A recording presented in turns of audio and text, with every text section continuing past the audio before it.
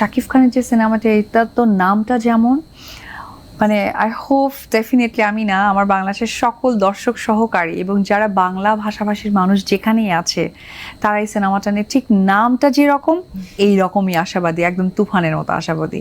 শাকিব খানের সব সাফল্যে ছায়া হয়ে পাশে থাকেন অপু বিশ্বাস। শুধু সাফল্য নয়, খারাপ সময় শাকিব খানের পাশ ছাড়েননি এই নায়িকা। শাকিব খানের পরিবার থেকে শাকিব খানের ব্যবসা প্রতিষ্ঠান সব জায়গায় আসা যাওয়া আছে অপু বিশ্বাসের।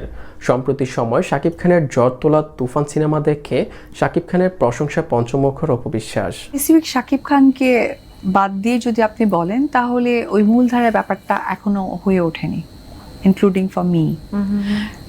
অনলি শাকিব খান, কারণ কি প্রত্যেকটা জিনিসের মূলধারার মানে পরিপ্রেক্ষিতে আপনার ফাইন্যান্সের একটা সাপোর্ট খুবই ইম্পর্ট্যান্ট।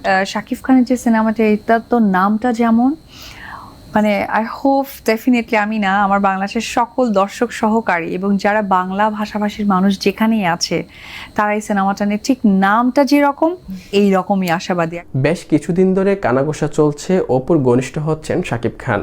তাদের কথাবার্তাও সেই রকম ইঙ্গিত পাওয়া যায় মাঝে মধ্যে। শুধু তাই নয়, অপু বিশ্বাস সম্প্রতি সময়ে বিভিন্ন সাক্ষাৎকারে শাকিব খানের প্রশংসা করেছেন। এখন প্রশ্ন হলো, তাহলে কি আবারও শাকিব অপু এক হচ্ছে? এমন গুঞ্জনই বেশি বেড়াচ্ছে চলচ্চিত্র পাড়ায়। তবে সেই গুঞ্জন বাস্তবে রূপ পাবে কিনা সেটা শুধু সময়ের অপেক্ষা। এটা তো ডিরেক্ট কথা, এক হয়ে যাচ্ছে। ওয়েট হোক, আমরা সময় কিন্তু একটা ইম্পর্টেন্ট অ্যান্সারের জন্য, এটা আপনি কি জানেন? এটা আমি মনে করি। তো আমি সময়কে অনেক বেশি পছন্দ করি। আমি মনে করি সময় মানুষের লাইফের একটা বিগ গার্জিয়ান, যেখানে তারা ডিসিশন দিয়ে দেয়, মানে ডিসিশন মেকার। সো ওটা আমরা সময়ের জন্য ছেড়ে দিই। 2018 সালে বিচ্ছেদের পর আলাদা থাকছে শাকিব অপু বিশ্বাস। বিচ্ছেদ ঘটলেও সন্তান আবরাম খান জয়ের সুবাদে এখনও যোগাযোগ আছে তাদের। 2008 সালে শাকিব অপুর বিয়ে হয়। 2016 সালের 27 সেপ্টেম্বর কলকাতায় একমাত্র ছেলের জন্ম হয়। 2017 সালে ছেলেকে নিয়ে মিডিয়ায় প্রকাশ্যে আসেন অপু বিশ্বাস। এরপর নানান আলোচনা, সমালোচনা আর বিতর্কের পর 2017 সালের 22 নভেম্বর অপু বিশ্বাসকে তালাকের জন্য আবেদন করেন শাকিব খান।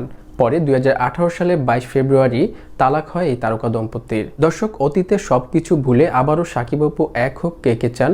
আপনাদের মতামত অবশ্যই কমেন্ট করবেন।